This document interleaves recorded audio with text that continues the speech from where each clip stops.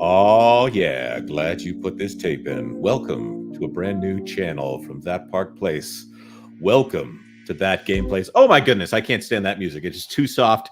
It is not what gaming is all about. Well, maybe some of gaming is like that. We have got a brand new situation right over here from the creators of That Park Place and mostly my good compatriot Culture Casino here. We have got a new channel on our hands. Culture, do you want to tell people all about it? Sure. Yeah, you have reached the amazing new channel called That Game Place. It's associated with That Park Place. In fact, it's all a part of this wonderful network of channels and sources, so that you can actually trust some game journalism and commentary, because that's what we're going to be doing. A lot of that commentary on the different gaming stories of the day, the new games. We've got reviews of games that'll be coming out. We've got live streams where we play games.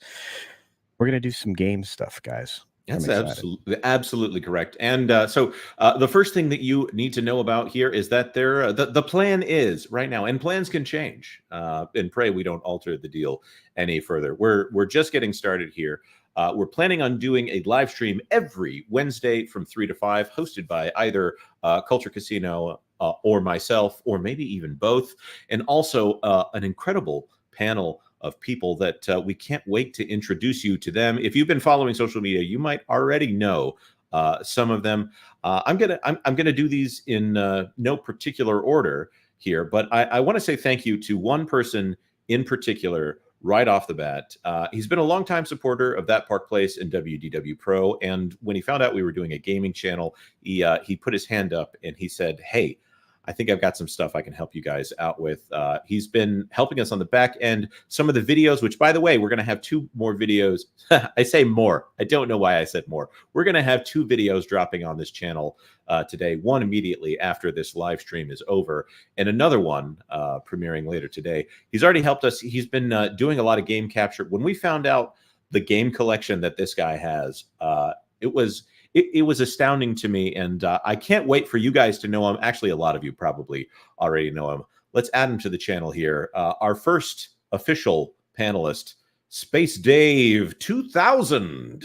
Hey yo, everybody! Welcome to the That Game Place. I'm so happy to be here, guys. It's a joy and a pleasure to talk about some nostalgia, some not so old, and some new stuff. I'm just ecstatic to be on this panel with you guys. Thank you very much. And I'm so glad that you're here. I think that I'm hopeful that you're going to be a staple of this channel, and that you will blossom into the same kind of internet audience addict that we are here today. Now, I also need to bring in some of our other panelists here. I'm excited. I'm so excited to bring them on. First of all, you might know him from Bounding into Comics. He was a part of the That Park Place Daily Countdown when we did that, and Wow. one of my favorite segment contributors here. Yeah, I'm telling on myself a little bit by even mentioning that name. Let's bring him on, Mr. Spencer Bakuli. Hey, the one and only. Man, it has been so long since we did those old update videos. I kind of miss them. But yes, I am here. I'm excited. I'm here to give you your good perspective on all the weebery when it comes to video games. So let's get cracking. There you go. That's perfect. Weebery. We also need to add, we pulled an ace, to quote the Incredible Hulk here, and that line before you finally meet Abomination. This guy, he's been on That Park Place. He's been on the WDW Pro channel, but you know him from Loki's Mornings of Mischief. Well, I guess I gave it all away. You did. You just said it. Please welcome to the channel Stone One and Cold only. Loki. Skull! Good afternoon, gentlemen. It is Okay. an honor and a privilege. Spencer, dude, I love your stuff. I absolutely love your stuff. It is an honor. Same can be said over here. There you go. It is an honor to be included in this great group of guys. When Jonas said, dude, do you want to be a part of this? I immediately started thinking back to those old gaming magazines that had like Gamer X. You never saw his face. He was tough, but he was tough but fair, where you got real opinions about real games that were coming out.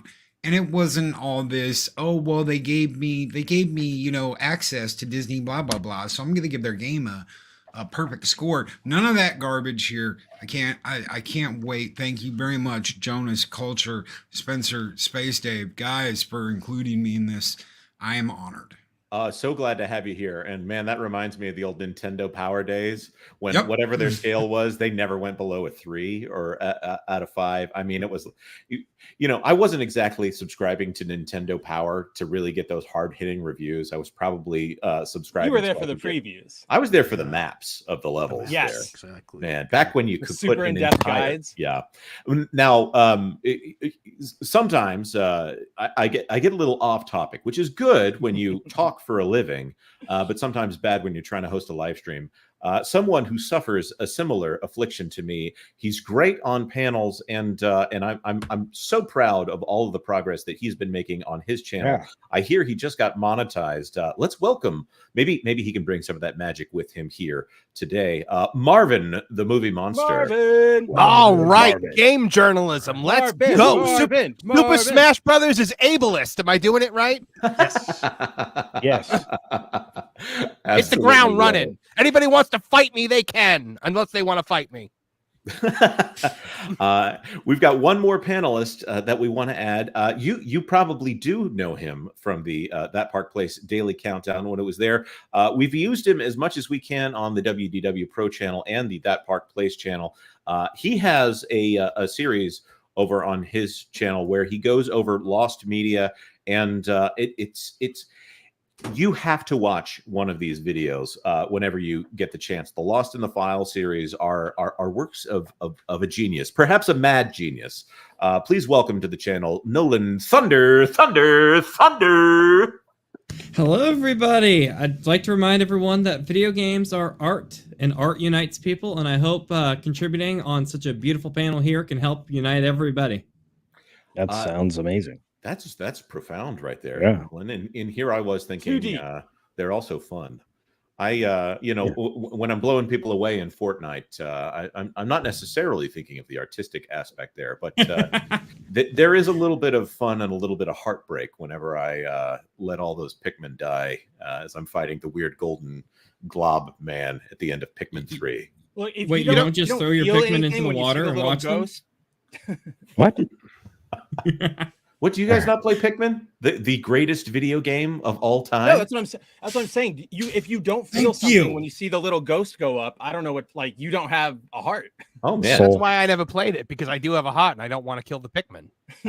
Some people choose for a Ruin my life, whole day. to have a good wife or a good family or something like that. No, the better life option is to play Pikmin. That is a sign that you're going to have an amazing Getting existence. a perfect run. Yeah, 100%. What is this Pikmin you all talk about? Have you You know, never- Jonas, speaking of Action. Fortnite, word around the blogosphere is that you and I have been called out.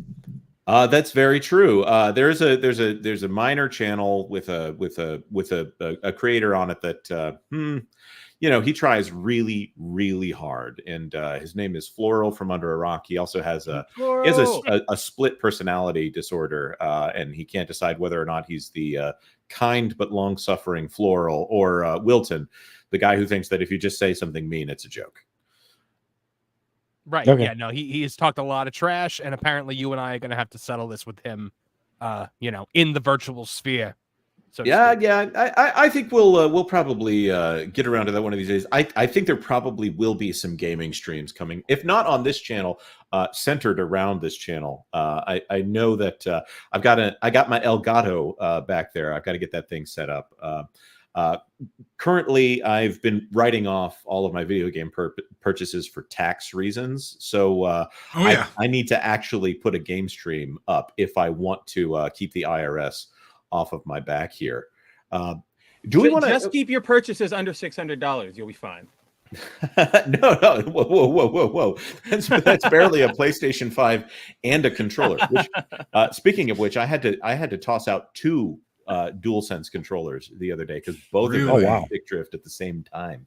Whoa. Now, before we get to our first news item here, because we've got a lot of news items that we haven't been able to cover on That Park Place and WDW Pro. I just want to go around the panel here. Let's start with Nolan. Where did you get your start in video games? Oh, good question. And answer in the form of an interpretive dance. Yes. No, that was a It joke. all started. Okay.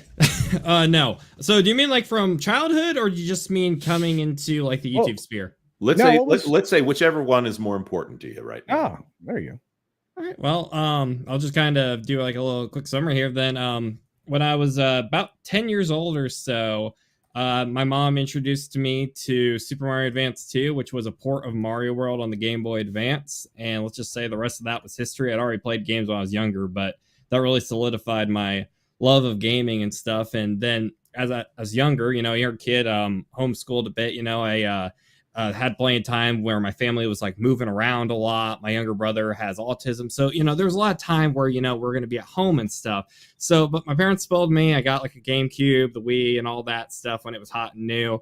And I just really get immersed. I start looking into, like all sorts of games with a lot of attention to detail. They were finished, a lot of stuff you don't see these days. Like they put their heart and their passion to these games. Yeah, there were crunch. Yeah, there were deadlines, but there were a lot of people that truly cared about this art, and I just got immersed with it. And then when I got older, I found like the YouTube videos, and people definitely can probably remember some of the trendsetters from back there, from like Sterling Craig's work with Screw Attack to James Rolfe, aka the Angry Video Game Nerd. Found a lot of them. I was probably watching James Rolfe way younger than I should have been. But besides that, I really got into learning kind of how gaming is almost kind of like has a little bit of that counterculture vibe to it, where, back in the day, it was kind of cool to pick on people who like games. But after a while, people embraced it and found it cool. And I looked up documentaries, all sorts of stuff. And I'm like, hey, I can make like a show about this, like gaming lore and mysteries and stuff. And the rest was history. And it's a special part of me that I really feel that media entertainment can bring a commonality in people. I don't know how many of you guys have ever been to video game conventions, but it's one of the most mellow, peaceful places you can ever go to. There's people from all sorts of different kind of backgrounds just there to have fun and instead focus on the fun things instead of petty drama and such. And I think that's something the world can greatly benefit from. And one last thing on the topic, I truly believe that video games can almost be like the adult version of playing with toys. Put a little imagination and make a game out of it. And I think that's why some people struggle when they're older in life to play some of the older games, because they don't really know how to imagine as an adult. But if you really surround yourself with the right people, you can get back into that mindset and have a good life. So that's why gaming is really special to me. That's a really great answer, Nolan. I don't know if anybody's going to be able to even match Yeah, that. seriously, how do we follow My that? bad. I tap out. What did somebody want to tap in on that? Yeah, sure. I saw it as a means to spread my social messaging, and I don't actually know anything about video games. So, no. For me, it started. I was really little. My dad had a regular and like an old school NES, Nintendo Entertainment System, and it started with Mario, Mickey's Mousecapades. Those were the games I played. I used to watch him play Mike Tyson's Punch Out, and just became infatuated with them. And then I had the Super Nintendo. I had Maximum Carnage on the old red cassette, the red brick. Sega Genesis, loved those systems to death. Never actually beat a game until one day for Christmas, I believe it was 1997. I got a PlayStation 1, and under the tree was a game called Final Fantasy 7, and that was the day I became a gamer. I thought you were about to say became Thank a you, man. Tifa. Well, no, Tifa made me a man, but what is this feeling so sudden and new? No, I'm kidding. I think, but last night on the WDW Pro channel, we had a little discussion. It was not a discussion we probably should have had. It was late, but right now I'm of the inclination that Final Fantasy VI, otherwise known as Final Fantasy III, when I first met her, is the greatest of all the Final Fantasy games. I have a feeling that Marvin is going to be of a different opinion on. They say that Final Fantasy 13 was the best. They say that the definition of insanity is doing the same thing over and over again and expecting different results. If you're expecting anything else other than to get yelled at again, Jonas, then you might be insane. Oh, you can yell at me. I already told people that I was actually enjoying the Acolyte at this point, not because it was good. Anyways, we probably don't need to go down the Acolyte trail. We know where that leads, to use the Matrix reference here. No. Look, I appreciate Final Fantasy VI. I just think 7 is head and shoulders above everything. It started me on RPGs. It is a game that changed the way I looked at media. And yeah, it was where I started to learn that story could be integral to game. Before I really found RPGs, I was just kind of like, I didn't know the story of Sonic the Hedgehog 2 unless I read the booklet that came with the game. It was, and that was when I was like, oh my God, it's like a movie that I can play, that I can interact with. And that kind of changed how I viewed gaming. And so FF7 is always, I'm one of the few people that likes Final Fantasy 8. So, take that as you will. I'm right there with you, brother. There we go. Skull, Loki. I'm actually Skull, drinking brother. meat right now. Loki, Yeah. do you want to go next? Sure. I'm kind of more old school, man. When I started playing video games, I started on Atari 2600. I started playing in arcades with my older brother, who would drag me to the arcade. But I wouldn't really consider myself a gamer until I got that first Nintendo. And I think I was 8. My parents came home. I had no idea what it was. Nobody knew what it was. They got it at Montgomery Ward's. Yep. No one knew what the There's Nintendo memory. was. It's What's like a nobody Montgomery had one. Ward's? People started coming over, and I'd have parents come over and watch me play Super Mario as I'm doing, on Super Mario doing the thing. And yeah, they were just like, and then they go out and buy it, and then there was a drought. Nobody could get one for like 3 or 4 months. They were just Oh, gone. I thought you were gonna say there was a drought, so we couldn't go outside and like play in the summer. So I sat Oh, inside wow. all No, day. no, and I just no. played my Nintendo. Nobody could get the Nintendo. So everybody was constantly coming over. Nobody else I knew had one until after that console drought was over. And then everybody had one. And we were trading games and having fun. And like Marvin was talking about, but when Final Fantasy 2 came out on Super Nintendo, that is probably the first game that I sat there and I was like, I want to know every secret, every hidden treasure chest, every secret monster, everything you can do in this game. I want to find out. And I played it over and over and over again. And then 3 came out, which was 6, which is 6 now. And they call it 6 now. But for us back then, it was 3. And I did the exact same thing. And I think that's what really set me on the course of, I want to know all the secrets. I want to know all the hidden passageways. And I don't just want to use a map. I want to go and see all the stuff I can find on my own. And then I'll pull out that Super Metroid strategy guide and be like, oh, I missed that. Oh, if you run and jump and do this, you can get this. And that, man, that really set me on the path. And I've got probably 500, 600 games in the studio right now. Everything from Nintendo games to Super Nintendo games to Xbox games, PS2, PS3. I've got some PS4 and PS5 stuff. But honestly, the console that sits there the most right now that doesn't get played, I got a Spider-Man PS5 when Spider-Man 2 is going to come out. And it just kind of sits there. And I've kind of regretted that because I sold my old one and I was like, man, that Spider-Man console looks it looks bad. I need it, black and red. And then I played the game and I was like, probably never play this game again. Now, Hey, now, Hey, the can I ask you PlayStation something? Can I 5 ask is something a as an NES beautiful guy? door stopper. Can I ask you something as an NES guy, Loki? Yeah. Did you have, and anyone that played NES can answer this. Did you know that in Duck Hunt, if you plug the controller into the second play port, you play as the duck? Yep. yes. Yep. It's not a perfect Really? 1-to-1, but yeah, if you I put it in found that there, out a year ago. yeah. And somebody was like, I no, never this knew that. works. A lot of Yeah. secrets with the second. Now, I Loki, you and I are going to get along famously on here, and the person that I'm most curious about as far as video game journey here is Space Dave, because I didn't realize just how many video games you have. Dave, please enlighten us all on where did you get your start in video games? Well, Jonas, I was just a little lad when I first started in the gaming industry, and I was about knee-high to a grasshopper when the N64... No, let's see. Like Loki, you stole my script, man, up until Oh, I'm PlayStation, sorry. because I continued on with Microsoft, so our stories are almost exactly the dear. same. Except I kinda love jumped... Xbox too, bro. Yeah, I've got a Halo Xbox right here Oh, Halo. that has never been opened. It has never been opened. Beautiful. It is. No. I don't know. Hold on. Now I'm jealous. Let's see if It I was can. right next to that awesome flag. right. Yeah. Yeah. You it's got right there. the Duke controller in there too. Yep, Wow. and it's never been This is opened. really making me It's want to the- keep up with the Joneses. It's This the is truly a see-through nostalgia nerd content right It's here. the see-through green.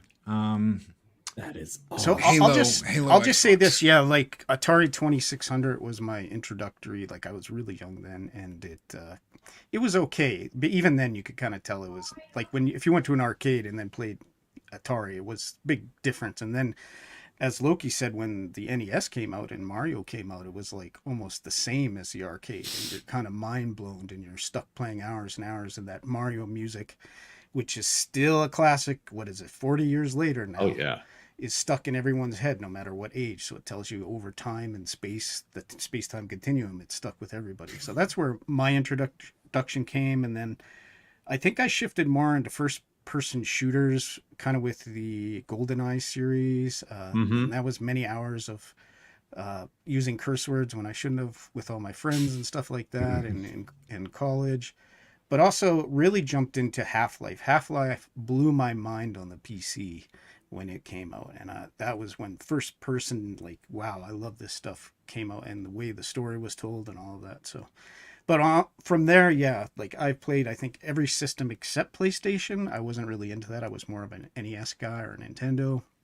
Then I shifted over to Microsoft, did a lot of PC gaming as well, and it's really impacted my life as a young adult. And it's any nostalgia nerd will know that if you're having a flashback of like a time in your life, you'll hear some music from a game, right? Like I remember how I felt playing this game, because that music plays in your head, and you kind of like, wow. So that's true nostalgia for me, is just having. So like when you get memories. PTSD when you play the minecart level in Donkey Kong Country. Oh yeah, exactly. But that, like, talking about the NES specifically, that was a traumatizing time in a lot of kids' lives, because man, I don't know how you as a pro, like a game creator, just go, okay, let's make a game that will torture the lives of every child that they'll never finish, whether that be Battletoads or the first. Oh man, I've still got games that I have no idea. Like I've got Raid on Bungling Bay, or Bungling. I have no idea how it's pronounced. I've looked online to try to find a guide for how to play that game. No one has been able to explain to me what you are supposed to be doing in that game ever. I've wandered around for probably 40 hours over the course of my life trying to figure out what to do on that game. And that's the reason most people want to collect when they're collecting CIB, right?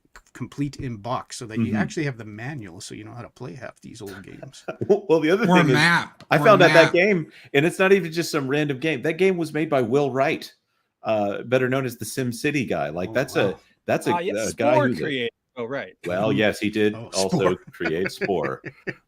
Did you guys ever play like the Metal Gear or the Go 13 games, where if you didn't have a map, there was no way you were getting through that game, because there are traps that you have to have the map to like map out and see, so that if you go over a certain spot, you die and that's it, game over. You had to have those maps. Metal Gear, you had to have the secret way through one of the maps to get to the next map. Yeah. The only way you could do that was with the maps that came with the game. Or there would be a codec number on the back of the box. That's what it is. I was just going to say Metal Gear, yeah. I didn't get into Metal Gear until Twin Snakes for the GameCube, and now the last Switch game I bought was the Master Collection.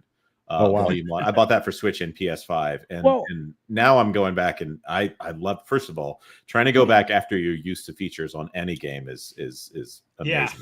Yeah. But it's hard. Well, Snake is probably my favorite video. I've got his amiibo back here behind me. You'll just have to believe me. Snake. You have to take his word. Make sure it didn't happen. You have to go look. So interestingly enough, and thank you, Space Dave, but Jonas is avoiding the subject. He's not going to tell you what when his or how his video game journey started. Are you? I am avoiding it currently. I'm Okay. because Spencer's up next. Oh, that's right. Little old me. Nobody wants to hear from this guy. It's weird because I haven't really ever sat down and thought about my like gaming journey. I guess just the recap is I've been playing video games for as long as I can remember. I was born in 1990. The first console I remember playing was an Atari because my mom had one. We used to play Pong a lot when I was a kid because it was like my mom's favorite thing in the world. Eventually, I got a Nintendo, and the like Mario 3 and Mega Man 3 and the Teenage Mutant Ninja Turtles game. And it's just sort of playing video games has always been sort of like an integral part of my life. It's always been a big hobby. It's influenced everything from my taste in music to art styles to like movie direction and everything. And I love everything about it. I love the fun you can have. I love the creativity you can explore. I love the community you can build with it. I love everything about this. So I'm here for just all of it. I guess to give a good stamp on all this, I guess like my favorite video game series have always been, Mega Man is at the top, Metal Gear Solid, Legend of Zelda. And then in the Final Fantasy debate, Jonas, I'm on your side. I think 3/6 is the best one, but 7 is my favorite. So I definitely understand where all the debate comes up for that. You know what? That is an interesting distinction that you make, that you believe that 6 is objectively quality wise the best one, but your favorite is 7. That's interesting. I think that's an important distinction that a lot of people, or not just like other people, but like myself as well. It's important to make that distinction because that's where a lot of arguments come in for people by going, like a lot of people don't know how to distinguish.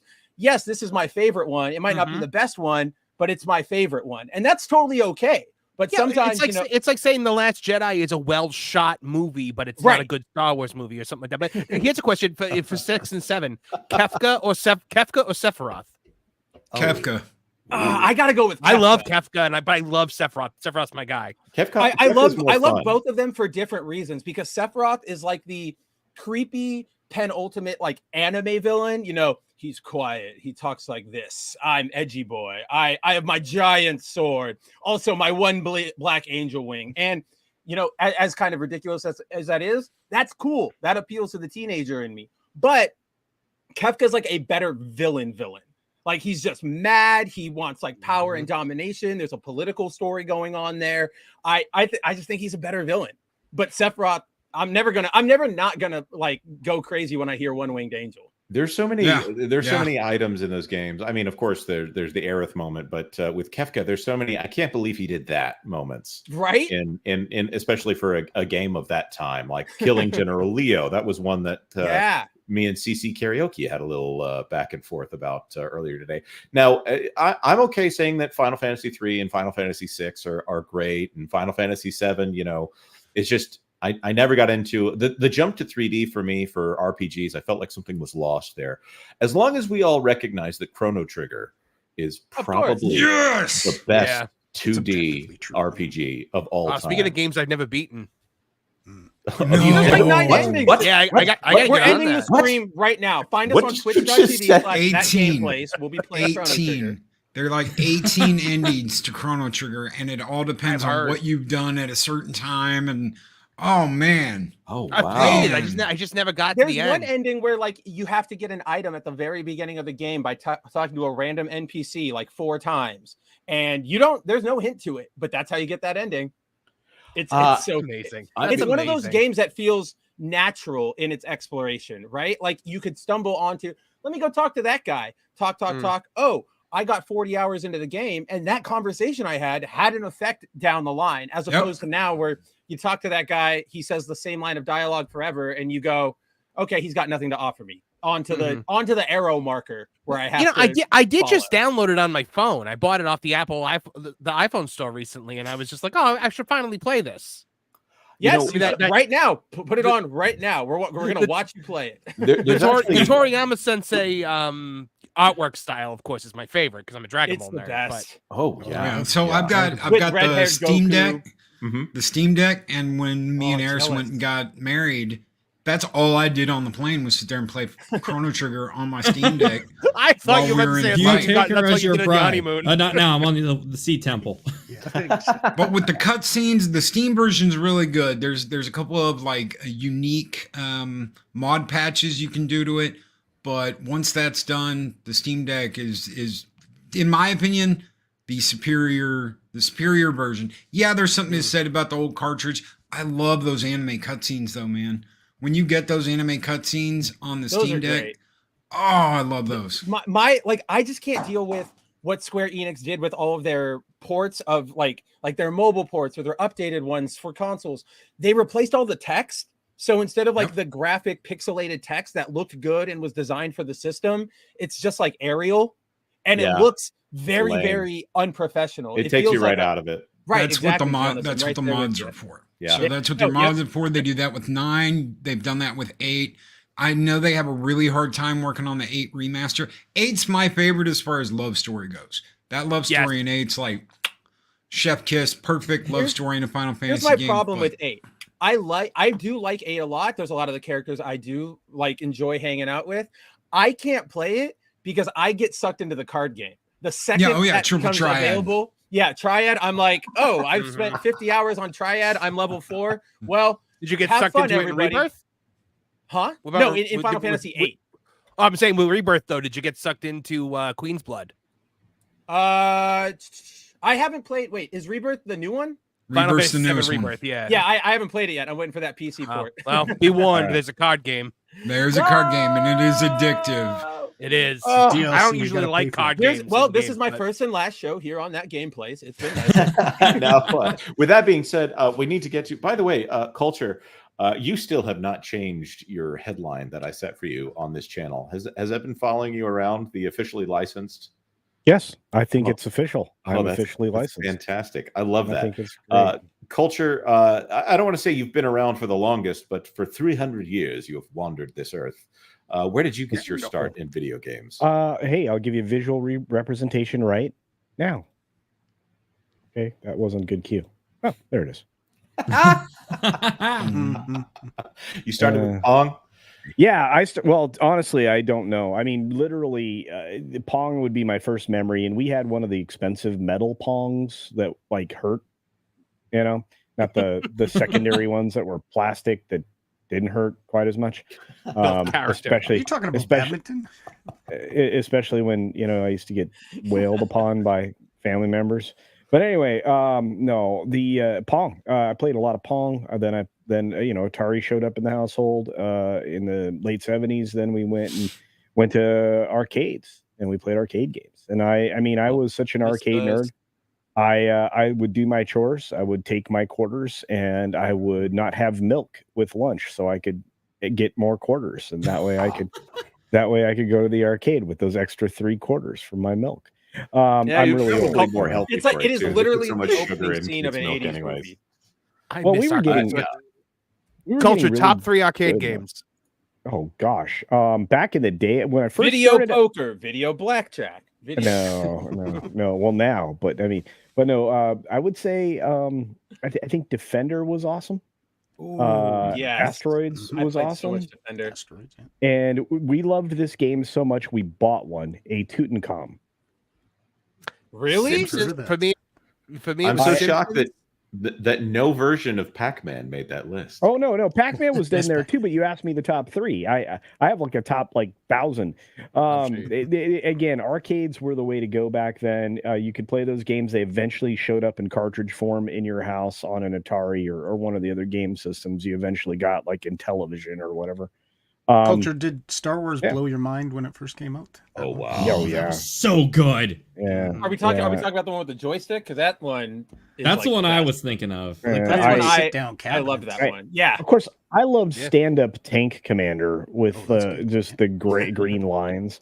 But anyway, back to that. No, I would tell you that the Tutankhamun, by the way, the Tutankhamun machine is one of the few arcade cabinets I still own. It's actually That's out so in one of the cool. garages right now. So it's still sitting out there. I'll have to take a picture. I'll have to wheel it out, take a picture for everybody, show off, everything, and then wheel Yeah. it back. Because I that's really don't touch it all that often. But no, we actually bought several arcade machines way back when, and it was fun. It was fun.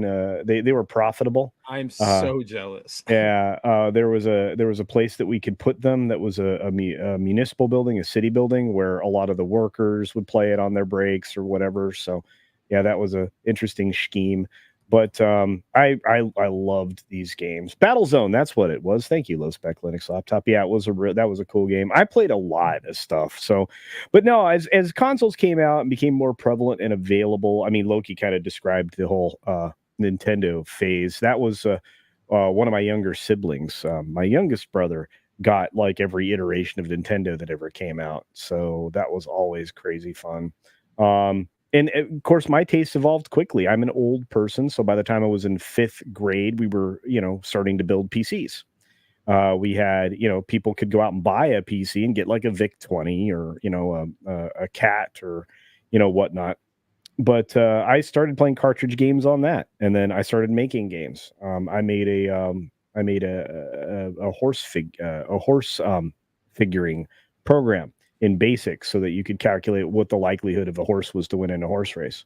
So, but yeah, and then you go back in time, and then that's how we get Culture Casino Tower, and that's how you get the Culture Casino Almanac.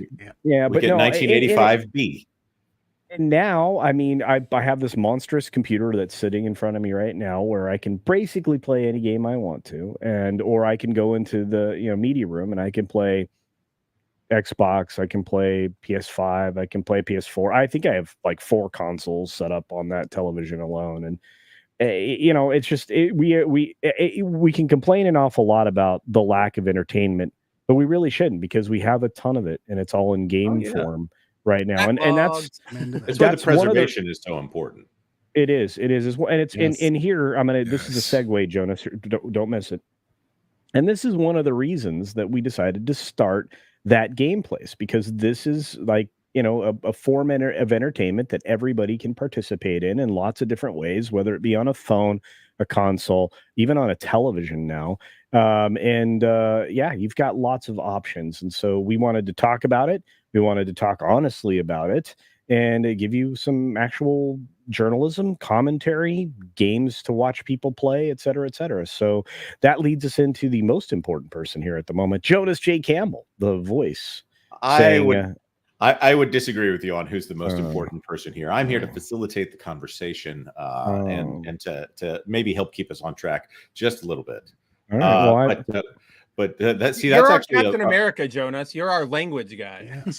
I am the language guy.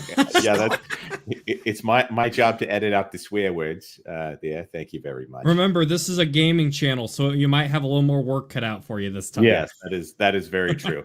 I don't need to tell you all about the time that I accidentally left Valiant on speaker while playing Fortnite with him. Oh no! Oh no! Mute.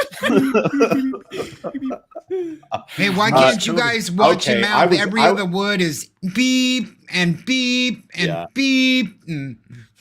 Okay, just because I'm going to have to respond to this. Yes, I am a gamer. He's a gamer. I was going to try to skip, but here we are. Yeah, I've been playing video games. I thought you were about to go not a gamer, like your Mexican Iron Man. Oh, that would be fantastic. Although misspelling gamer adds GAMUR. That's right. There's just several months worth of time in Skyrim that I don't know how it happened.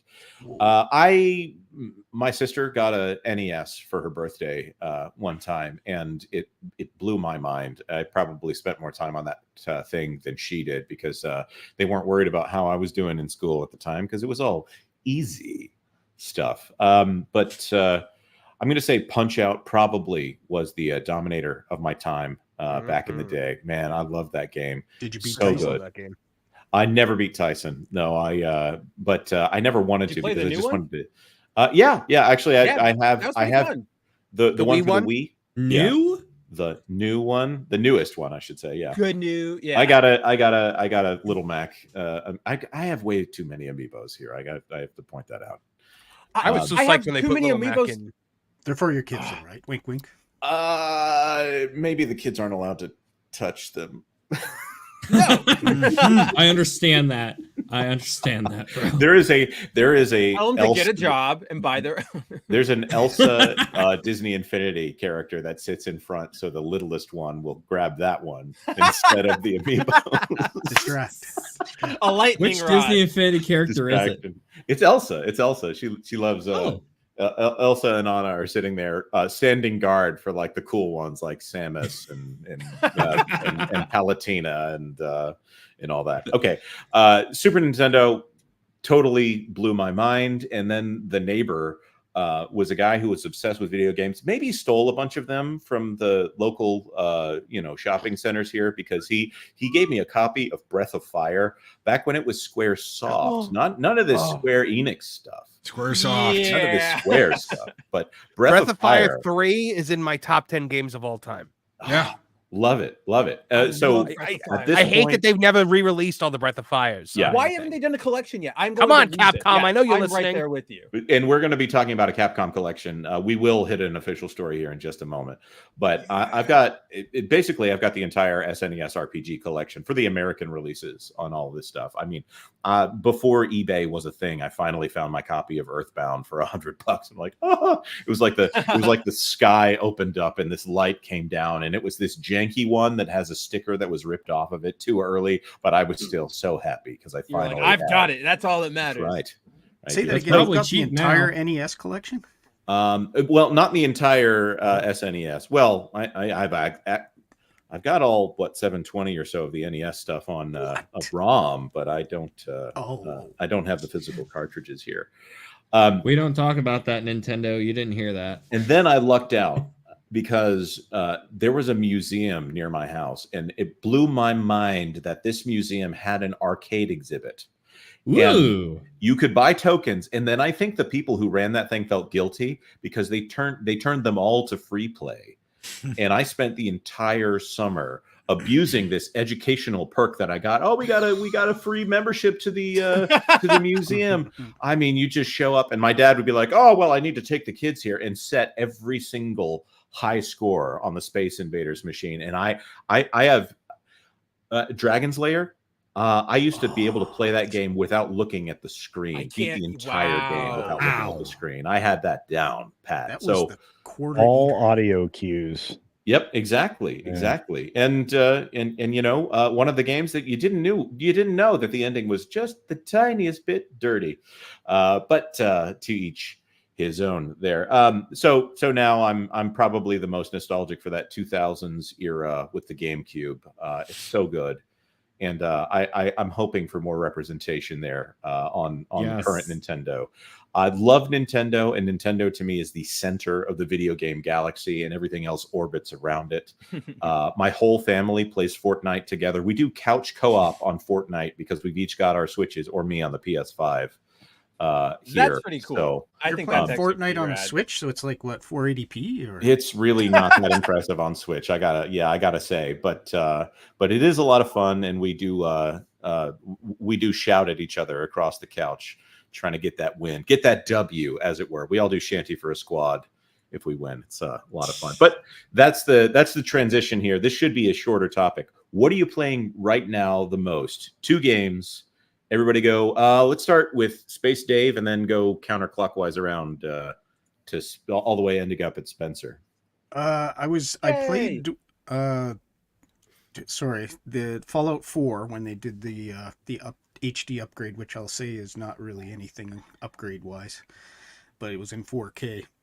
So I played through quite a bit of that, and then I picked up System Shock, which is a year old, the remake, and my goodness, is that game cruel and abusive. I don't usually set things down a level, but either that or throw the controller at the screen. So I decided to, put a few settings down to 1, but very good game. And considering how old it actually is, like the first game back in '93, I think it was released. Very impressed. So System Shock remake. I do recommend it, but if you don't, I guess, listen and have patience, don't play that game. Perfect. Loki? There's a little tiny game called Total War Warhammer 3. There you go. Incorporates all of the other games into it. If you own like part 1, part 2, and all the DLCs, you get everything in part 3. So I'm off and on with that a lot, depending on what's come out, what's new come out. There was a DLC that came out that was absolutely abysmal, and I was like, I don't know if I'll ever pick this up again. But they fixed it, and they did it for free, and they compensated the people that paid for this junk piece of DLC that was absolute crap. And the last one was pretty good. The other one I've been playing is Super Robot Wars 30. Some of these games, My man. if you're into the Super Robot Wars games, because a lot of people don't know about them, you're talking about all kinds of stuff from Gao Gao Gao to Mazinger Z to I think one of the Game Boy Advance ones had Voltron in it. A bunch of different Gundam mechs, and it's more of a tactical base. Yeah, yeah. Strategy RPG. It's so strategy good. RPG. I'm like Yes. Stone Low, like my brother over here. Like, who else even knows like Mazinger or Gao Gao Gao here? Like, let's talk. Please, only English on this stream here, Spencer. I'm just joking. Of course, I study. This is one of the reasons I want to have Spencer on the channel, because he's much more familiar with the Weeby games. What was the word you used? Was it Weeby? Yeah, it was Weeby, the Weebery. Yeah, and now and if Loki, you've got it covered too. That's fantastic. Oh yeah, I love stuff like that. So I've got some of those you have to get kind of like an underground translation patch for a lot of it, so you can go back and play the older ones because they were never released here. So we never got the opportunity to play a lot of these games. Yeah, Super Robot Wars 30's out there, but there's a bunch that aren't, that if you can get a hold of and you can get a translation patch for, man, you're in for a wild ride. If you love mechs, if you liked anime back in the day, I mean, when some of the stuff, the male hero in 30, when he does his ultimate attack and you're like, yeah, that's my boy, do it. Yeah, you're just like, I mean, you get excited and you're like, yeah, kick some butt. Let's kick some butt. So, all right, Culture, what are you up to? Do you even have time to play video games, man? You're everywhere doing everything. Culture is the internet. In fact, he doesn't even have time to turn. I don't have time to unmute myself. No, actually, my third clone is actually probably in the media room right now playing something. I would imagine, like, I don't know. I pulled out Skyrim again because I wanted to see just how far along I could get along before I actually had to do like an actual quest. So, yeah, sometimes I just throw out weird challenges for myself, but no, I think the game I keep returning to is Fallout 4. So if I'm playing on the PC though, I'm more often than not now I'm playing Cyberpunk because I'm trying to master the new tree, and the DLC that came out was spiffy. So yeah. I'm going to ask this on behalf of Olaf. Did they fix all bugs in Skyrim yet? I'm going to say no, but Culture, why don't you ask? Well, I was going to say that as far as I know, at last count, there were still probably 14,000 left. But no, honestly, it's a pretty good playthrough. I only crash, I don't know, like once every 6 hours of gameplay. So that's good, right? I set myself a little challenge one time to see if I could get my sneak skill all the way up, my sneak and one-hand melee all the way up before I even got out of the first cave. The bear, you can actually sit behind that pillar and tuck under that rock, and then wrap a rubber band on your control stick, and then just walk away and go make a sandwich or nachos or. Oh, see, no, you gotta stab the guy who's about to go attack the bear. That's where you get your real sneak skill right there. What? Yeah. You didn't know that? Anyways, no, Skyrim. I feel like Skyrim is one of those games that is both fun, but like the bugs are maybe more than 60% of the fun in that game. That's what I was going to say. Yeah. Why would I stab my pal? So you can get your sneak skill up. Have you not been a part of this? Or the guys up on High Hrothgar, your brothers up there on High Hrothgar Culture. The guys that teach you how to use your voice? Yeah, that's right. When they're kneeling and praying at the windows, you can stab the monks. Yeah. As long as they don't notice that you've stabbed them, you're pretty much good to go. Or you can just take Control, Shift, whatever the button is at the top, God help me, and then type set stealth to 100. That's cheating. And hit enter. Cheating. Console codes. Cheater. Debug. Yeah, that's debug. Right. Debug. If it's in the game, it's a valid strategy. All right. Culture. The real question is, what out of the 350 relaunch or remakes of Skyrim are you playing? Is the true question, because I think it's been launched about 700 times at this point. This is great. By the way, I found out this is one of my favorite facts about Skyrim. I found out that arrow to the knee is apparently some kind of ancient Nordic slang for getting married. Oh, That's Really? I had no idea about that. That's pretty funny, actually. Yeah. wow. I can't go back and ask my grandpa then. Darn. Oh, fantastic. Okay. And speaking of debug, before we get to Nolan, I want to point out that we have fantastic mods already. Olaf is here. Oh, Debug yes. Martin is here. Josh Martin is here. Sorry, Josh Hamill is here. Hey, Sorry. Thank Mr. all of you Ham- guys. Hey, and Deanne. What's up, Andrew? Yeah. For those who just arrived, this is a gaming channel. It's actually called That Game Place. You should hang out here, Caffeinated Wolf. That's right. That's right. And That guy, I know that guy. and I also want to say a special thank you to CC Karaoke. I love that guy. So Nolan, what are you playing lately? Okay, so like the ironic thing about having a channel focused on like video game urban legends and stuff is that I ironically like never ever have time to play games like ever. I put on Sonic Adventure DX though briefly on my CRT TV the other day on GameCube, and that was fun. Nice. But actually, Love in that the game. rare instance when I'm playing a game, I don't know if anyone here has ever heard of it. But there is a ROM hack of Mario 64. Don't tell Nintendo. There is a ROM hack of Mario 64 called B3313, also called Super Mario 64 Internal Plexus. What the game is basically, it's a mod of Mario 64 to make the game look like its early pre-release build. But it's basically like if anyone ever has had a dream of a video game they love, especially when they're a kid, and you dream about there being like either games that don't exist or levels that weren't actually in the game and you're finding them in your dream.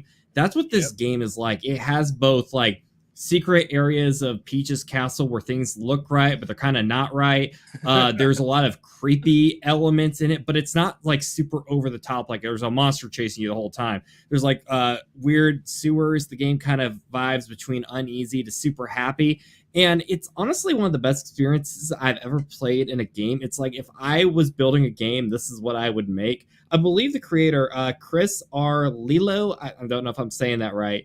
I believe he wants to be more recognized for his music work, I believe. But I gotta say, if he's ever listening, be proud of what you made, man, and keep going with the music stuff. And you got talent, dude. Keep it up.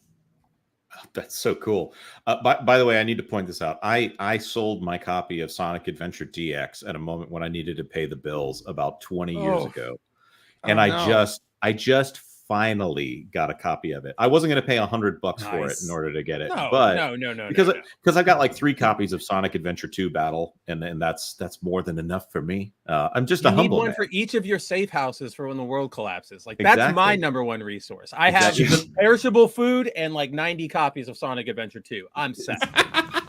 But I picked it up for $25 from somebody who had no idea what they had on their hands. And, oh, I love that. Stole that. Marvin, what you got, man? Oh, so I'm playing a couple different things right now. None of them is probably cool or old school as the things you guys are playing, but so I am currently trying to replay Spider-Man 2 to see if I can like get through it without rolling my eyes too much. There are things to like. I really enjoy the traversal, but it's neither here nor there. I'm replaying Hogwarts Legacy for the first time since I beat it the first time. It's a joy to play. I love it. Ghost of Tsushima I'm currently replaying just because I want to that's great. Ubisoft. I gotta get in on that. Yeah, and God, what was the other one? I'm waiting to play. I told my subscribers on my wrestling channel that once we hit 5,000 subscribers, I will stream AEW Fight Forever just to see like how awful it is. I was gonna say, isn't it? I've heard that game is terrible. Is that the new one they released? Marvin, Brandon? one of these only days one they you and me are released. going to get through a stream without you insulting AEW. I don't get through most hours of the day without insulting AEW. So Khan's money can't buy like a good game, is what you're saying. matter No, how but much it money. can buy a Game of the Year award at Gamescom apparently for a year where the game didn't even come out. But I remember digress. that. Yeah, those are the things that I'm playing right now. I'll tell you my Ghost of Tsushima addiction is I played it. First of all, I played Director's Cut. and then I played it on the PS4. I platinumed it, and then I played it the PS4 version on my PS5, and then I went and played the PS4 version on my PS4. So I have 3 platinum medals on the same game for Ghost of No, Tsushima. I am. So I'm That playing game is so good. I'm playing New Game Plus for the first time, so I have access to like all these new like cosmetics and stuff, and I'm like, Ryuzo, you can't betray me. We're wearing the same outfit. On PS5, or are you playing on PC? PS5. So wait. So are we saying that I can get another platinum medal if I Yes. play on PC? Yeah. Yes, that is what They we are just saying. Dude. But All right. it's the double jeopardy laws that we have here in the States. You only get credit for one of them. You can't get credit for the others. And you already have a PlayStation account, so you don't have to worry about all the things with trying to play that game on PC. Mess. We'll talk about that as well. Spencer, what do you got? Yes. Unfortunately, as you guys know, I run Bounding, and we have a lot going on, so I've been really busy lately. But as far as what I have been playing, in the short times that I do get to play video games, I've been playing 2 things. One, Xenoblade Chronicles 1 for the Switch. It is amazing. I have never played it before. It is like an expansive RPG. It's the best, guys. If you love like sort of fantasy settings and sci-fi and RPGs, definitely check it out. I understand that the British dub is very hard to get through. Trust me, it is one of my hardest points with that game, but it grows on you. And then in the moments when I only have like 30 minutes, 40 minutes or whatever to sort of sit around, I like to boot up Marvel Ultimate Alliance 3, which came out a couple years ago. It is the best experience you will get with these characters ever again. Like it is faithful to all the characters. It's sort of a top-down Diablo style sort of game, and they've got lots of challenge missions and all that sort of stuff. So if you put like challenge missions in front of me that have rankings like 1, 2, 3, and there are rewards for it, again, it's just like card games. That's where you'll see me for the next month. So I always try to just boot that up, play a couple of those when I have the time, and then remind myself, oh yeah, I do like Marvel characters.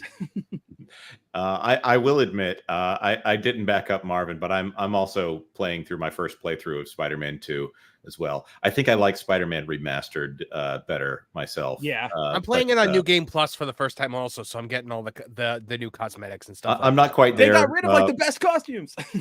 Yeah. That's the other thing is like all the Miles costumes. I'm kind of like, what? Why is this his costume? Why not just give him a new costume? Like, why does he have a cape?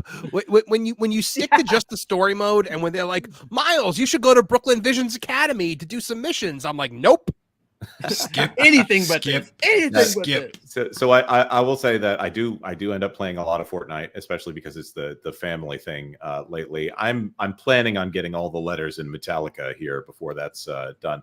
I was not I was not obsessively online when they accidentally dropped the Jack Sparrow premium pass early. So all the people that got Jack Sparrow early, they still get to keep it. They might be able to get a refund on their V-Bucks, but that's supposed to be coming up in the next few weeks. We'll probably cover a little bit of that. Let me know in the comments here if you guys are actually interested in hearing those normal updates for Fortnite. Also, yeah, we're probably going to have to throw down and make sure that Wilton and his crew get put in their place. Oh yeah, no, it's on like Donkey Kong. Now, we are going to officially here cover our first story here on That Game Place. This one, Loki was the one who provided the link, and this is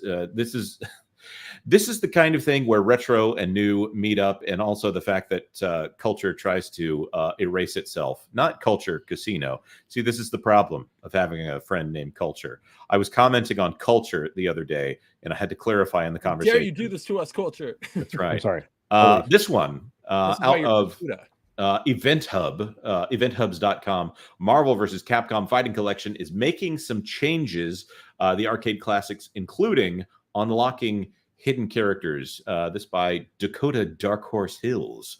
Fighting game fans got their second big crossover surprise of the month after Terry Bogard in My Shiranui.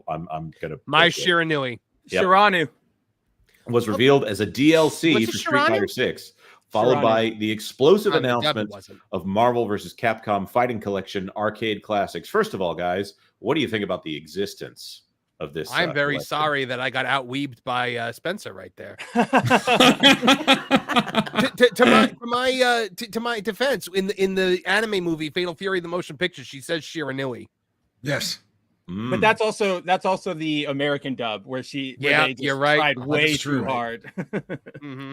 All right. Sorry. Go ahead. In terms of this game, I'm gonna out weeb you again, I guess, because I'm excited for this. Like, this was the best announced thing out of the entire Summer Games Fest. Well, that and Metroid Prime 4.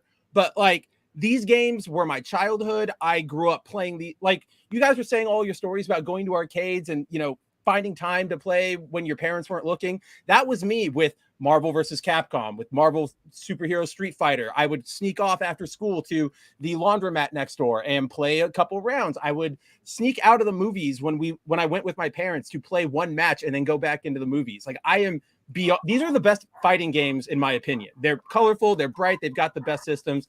I'm just gushing over here. Go to somebody else. No, these are the kind of games that if you see someone playing, and the art style and the movement and the animation in the games, it's just they pull everyone's focus. And of course, there's already a huge line anyways. But right. it's Street Fighter, it's X-Men, especially in that era in the 90s, the late 90s, especially when X-Men, everybody knew what they were. Everybody thought they were cool. They were the cool outsiders. So there's probably a comment there on everyone being like, they were the outsiders and therefore they are exactly my kind of outsiders. Like, no, everyone's an outsider. And that's way everyone is an X-Man. Let's continue on here. What's his name? Tom Brevoort has to say about the X-Men and the Outsiders. Different show, different joke. Which was the one where they used the actual voice cast from the 90s show in the game? Where like all of them? You got the X-Men. That was my arcade jam. X-Men Children of the Atom all the way up to Marvel vs. Capcom 2. They use any voice actors that were in the 97 or the 90s series. They bring them in and use them. I love it. Here's a question. Does that go for all the Marvel characters? Like Spider-Man, for example. He had like a different voice actor in the games than the show.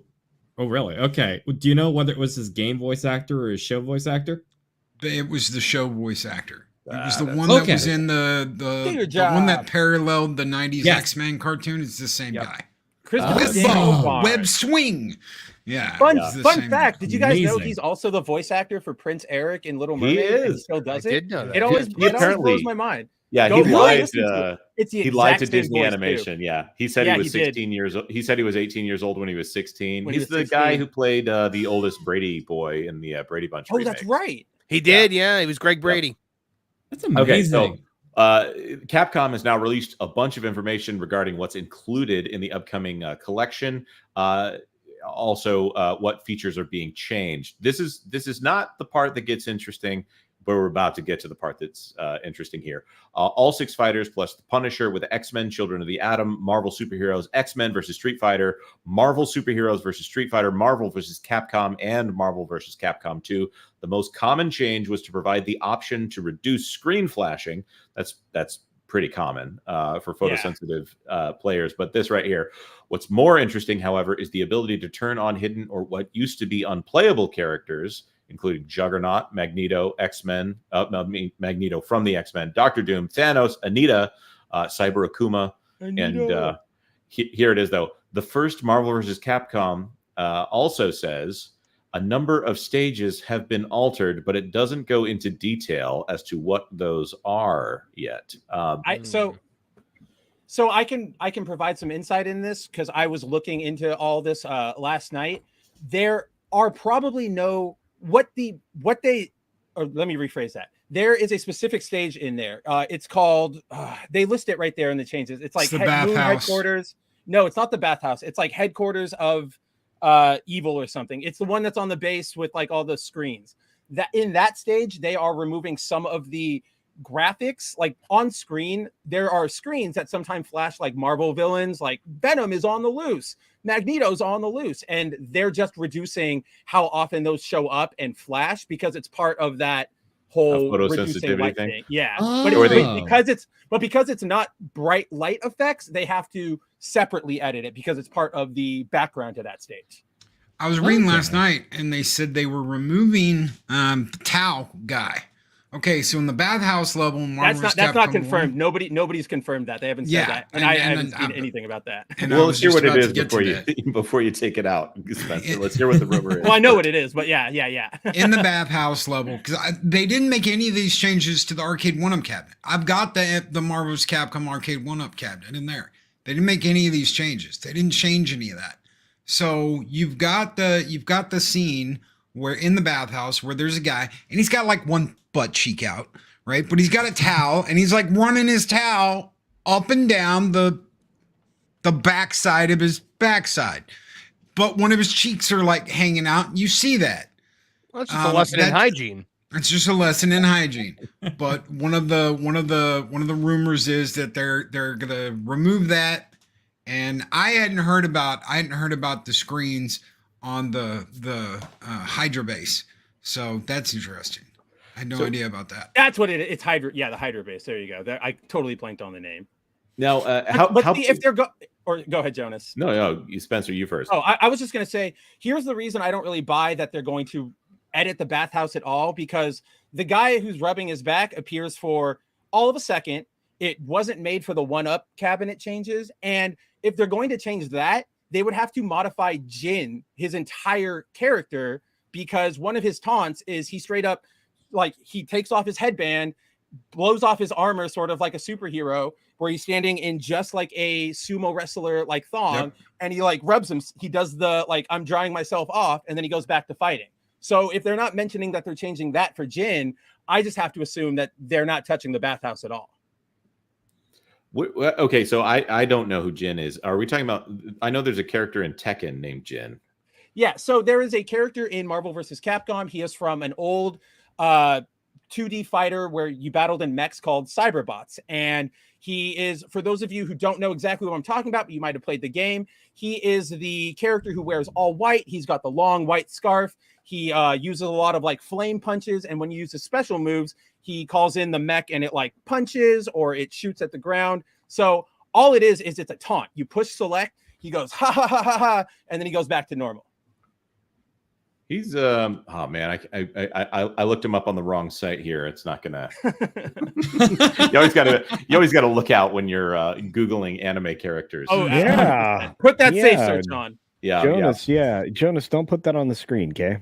Yeah, we're good. We want to keep this G or PG here. We're already talking about a guy with a butt cheek hanging out. Not quite there yet today. So this game was part of what Nintendo announced as well for the Switch. So I know that a lot of people have been wanting for a very long time. I think Marvel vs. Capcom 2 was the big one for the series, and they have not done a release of this one. Just a quick yay or nay. Who is interested in this one? Who's buying it? Who's waiting until it hits $20? Who's not interested at all? Okay, I own the cabinet. And I'm still gonna buy it. I'll have my Steam version. I'll buy it twice because I'll get the PS4 version too, just so I have a sealed copy just in case. And I've got my cabinet in there if I want to play. All the games are on the disc too, or on the cart and disc. Like if you have that sealed copy, you open it in 80 years, you've got them all. You don't got to load online and go, let me download them. Let's hope the servers are still up. It's like, there they are, as it should be. This is one that drives me nuts as a person who loves Nintendo Switch right now. So obviously I bought the PS5 version and I bought the Switch version of Metal Gear Solid.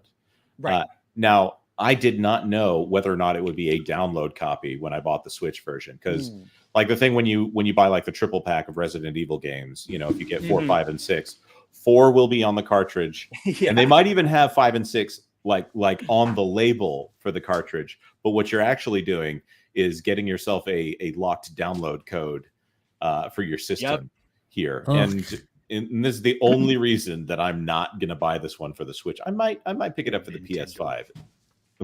What was that? I said, "Oh, Nintendo." Oh, Nintendo. Yeah, exactly. It's the limitation of the 32 gigabyte cartridges, right? They can't go past that. What is that right there? So you mentioned Metal Gear. I'll just take this damn glasses off for a minute.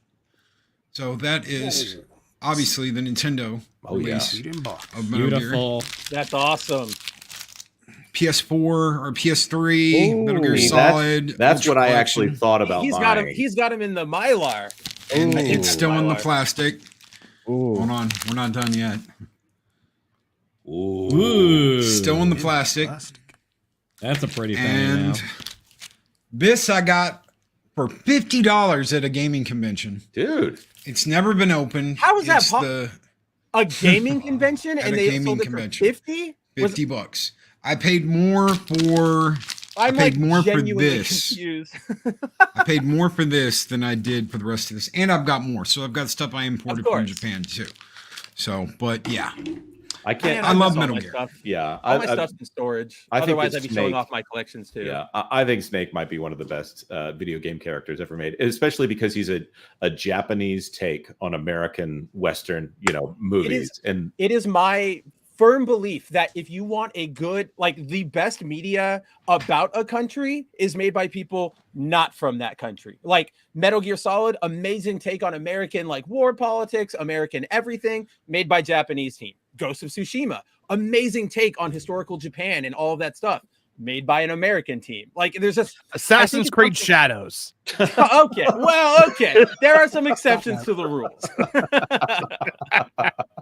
But I think it's generally because if you're an insider in that culture, like if we were to go make a World War II game or something, we might fall into that trap of, I know what we've been taught. I know these facts. I don't have to research as hard. Whereas somebody not in it at all goes, I know nothing. We're starting from zero. We're doing all the research down to the like minutia. So I think that is the differentiator. And then you get the French with Ubisoft, and we don't talk about them. I don't even know that I want to blame the French for what's going on with this. I know. It's Quebec. You can blame them all you want. Yes, give you yes. permission. It's Canada. I almost had Strange Brew ready to go here for clipping. One of the best exports of that country was movie. Rick Moranis and Dave Thomas. Oh, so good.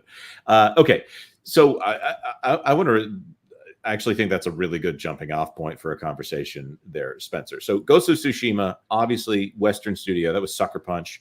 It's actually a PlayStation studio, so owned by a Japanese company, but it's a Western studio. And I've heard that even Japanese developers are like, why are we not making games that have this kind of protagonist, this guy? And I don't want to say that they called the lead actor ugly, but he's not a skinny little could be a girl kind of Japanese RPG protagonist. He's not an anime boy.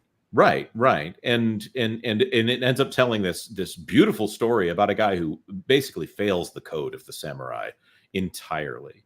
And apparently the Japanese people actually responded very strongly to this game. They made Sucker Punch like the entity of the company, official ambassadors for the island of Tsushima. Like they are honored by the government. That's how much they love it over there. It's such a beautiful story because yes, the Mongols are the villains of the game, but there's also you're learning that like this rigidity that the samurai and the shogun had, where they were willing to let civilians die if it meant maintaining their honor. They were willing to let their homes burn. And this one guy who was just like, no, I'm not going to do that. And he becomes feudal Japan Batman, basically. And it's just inciting I like fear that into all these comparison. people. That's what I thought awesome. the entire, like when he gets the ghost gear at the one point, I was like, oh my God, I'm like, that's Batman. perfect. I'm like, I like that because it's so apt. Like I like that. It's a home run on every level. You have betrayal, you have fledgling love, you've got family, questions of honor. It's incredible. The whole story, top to bottom. I've wanted to play it in Japanese so badly since they redid the animation to the Japanese the Kurosawa mode to the voice. Yeah. I have a hard time like with the side dialogue where like you're playing and like you have to read the subtitles on the bottom. That's the only reason I haven't done it. The other thing about games like this, and then Metal Gear Solid, which is kind of the flip of this coin. Metal Gear Solid ends up being this commentary. It's a game about I don't want to call him a spy. He technically is a spy. He's a reconnaissance operative, but the entire game is on the futility of war and the futility of even nationhood. But it's also one of the best games to play if you are into action and political intrigue and all of these things. They're enacted and sometimes goofy, but goofy in an amazing way, kind of commentary on the military industrial complex. So it is in some way making fun, but also the exact thing that you would want to play at the same time. I love it. I love Metal Gear Solid and the fact that when you play this game, there's and I don't want to. I'm spoiling a game here. Metal Gear Solid 4, which honors the entire series. It's my favorite of the entire series. Twin Snakes being my second most favorite, even though I probably played 5 more. The fact that game goes through the entirety of the series, at least so far, or maybe if Kojima's a genius, he went ahead and put something that references 5 in there. He might have, because he's mad. He's a madman. That microwave hallway scene where Snake is crawling and he's got to save the world, and he has to literally let himself get cooked in order to do it. When you like the way you see his stealth suit like starting to peel off of him as you just keep crawling, it's so good. And he's a soldier. He's doing things that no one else is doing, but at the same time, he's this guy who is disposable. His entire purpose is to die for a country, even though he's kind of a mercenary at the same time. I just love all the statements that are made and all the things that you can read into that.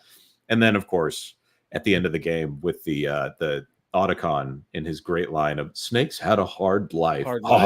Oh, gets me right there. But maybe I'm going on too long here. I just love it when, like you said, Spencer, everyone.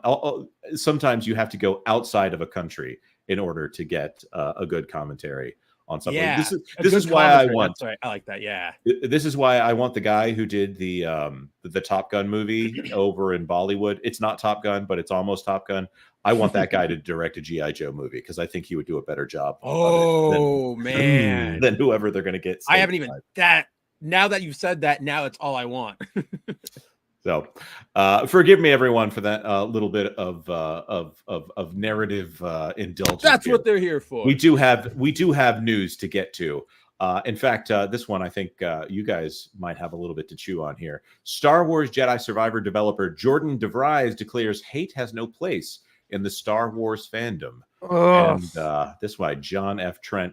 I'm not reading the end of that just for our YouTube overlords here, but you all can read that screen quite nicely. And there he is, Cal Kestis, the guy who we all know what cortosis, whatever that is from the Acolyte. Now we all have to know what that is. Star Wars Jedi Survivor developer Jordan DeVries recently expressed his support of the online Star Wars encyclopedia Wikipedia and declared that hate has no place in the Star Wars fandom. Okay, for the random person who has no idea what Wikipedia is and what they've been up to lately, who wants to take this and explain it? I think we should just let them live in blissful ignorance. It's a shill organization. Is that what we're supposed to say? Yeah, well, I would say you're probably right. Wasn't what I was going for, Space Dave, but it is accurate, and that's the beauty of a live show here. Wikipedia, what is Wikipedia supposed to be? Let's start there. It's supposed to be a Wikipedia that's specifically geared for Star Wars. It is solely focused on Star Wars and everything that surrounds the IP. It's supposed to be a straight up, resource. It's not supposed to have agenda or, anything driven by politics. It is just supposed to be an encyclopedia of Star Wars that is free for everybody online. So that when you see something in a show, you go, oh, what's Nine Nub? And you look it up and there's a whole character biography of it. Yep. And now, Culture, I think I need to go to you with this one because you're the only one that I fully trust to navigate this one. Thread the needle for me. What has Wikipedia been up to lately that causes them to be the center of problems? Well, it seems they've found themselves involved in quite the kerfuffle around an idea that they can willy-nilly change the lore in real time behind the scenes, and then follow up with attacking a person who's calling them out for doing said behavior. That person happens to be the largest Star Wars YouTuber on the planet, and has a reputation for always being right. Well, almost always being right when it comes to these lore things. then they followed up by enabling some people in their sphere to do an anti-bigotry video, and an anti-hate video. But some of the parties involved may have been involved in some of the hate along the way directed towards Star Wars theory. Then some of the people that participated in said event turned out not to be the people that they were representing themselves to be. It got kind of sketchy. In fact, that's kind of where I want to leave it, because it doesn't get better. I think you're right, and I'll take the hit here as far as the channel goes. If this is a problem, I don't think it's going to be a problem. But the people that were supporting Wikipedia, which some people in the chat are calling it Wokepedia, fascinating. That's interesting. That they were starting to push for actionable items against Star Wars theory, to a point where you guys really need to distance yourselves from stuff like this. It may come up in a court of law. So maybe the real hate was the threats we made along the way. And also, I get to say this in many places here, where they say hate has no place in the Star Wars fandom. It is the fandom of a property. Hate has no place in the world in general. But it really is not correlated to whether or not you like a Star Wars show. It can correlate to whether or not you hate a Star Wars show. Anyways, DeVry's comments came on X in the wake of Wikipedia claiming it was receiving unkind messages after one of its editors changed the birth year of Jedi Master Ki-Adi-Mundi following the release of the Acolyte's 4th episode. The account wrote on X, "We aren't going to mince words on this one. If your response to an editor adding a date to an article on Wikipedia is to tell them you hope that their small animals go away, you are not a Star Wars fan." Again, not correlated to Star Wars in any way, but whatever. Hate like that has no place here, and you are not welcome in our community. Okay, no one should threaten someone's pets, but that's actually pretty light as far as discourse on the internet goes. I don't think anyone should wish ill of someone else's, Pookie. But I'd say that this is a little bit of grandstanding, and maybe they need to man up a little bit, or woman up if you have your preference there. I thought they weren't supposed to gatekeep, Jonas. I thought that was a big thing. You're not supposed to gatekeep and tell people to stay out of the community. I thought everyone was welcome. That what was I'm their hearing. Big push. I heard that there are more of us. I don't think they were talking about me when they said there were more of us. But that's a really, really good point, Loki. This is supposed to be inclusive. Of course, the word they would use is inclusive. But I don't know. Does everybody feel included here by Wikipedia in their flags and their stances? They have more stances about who's not welcome in the community than they do about who is welcome in the community. Mm-hmm. Yeah, like their tag right there tells you with the flag, of course. But what I find the most fascinating is when it says, if your response to an editor adding a date, and yet they changed the date, correct? They didn't add it. So their wording is very specific for a reason, which is to what we call in the industry gaslights the audience, correct? That is a very good point. Thank you, Space Dave. Well, didn't they admit, like, right after this, like, he never had a birthday, and then somebody was like, yes, the heck he did, and they showed trading like card. I think that. Yeah, they did. Yeah, that's what it was. It was on the trading card. There's also a behind the scenes access disc that has all the Jedi's age. Now it does say he has a purple lightsaber in it, but it gives his age in the Phantom Menace. This was all considered like bonus stuff, so it should be canon. This was after Phantom Menace came out, I believe. It was Phantom Menace. Mm-hmm. So that should be incorporated into that too.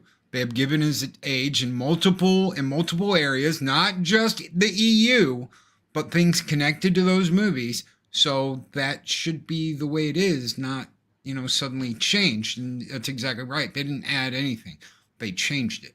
I love that. And the question that always comes up is, who cares what Ki-Adi-Mundi's age is? And well, the answer, I think, is it should be Lucasfilm, if anyone cares what Ki-Adi-Mundi's age is.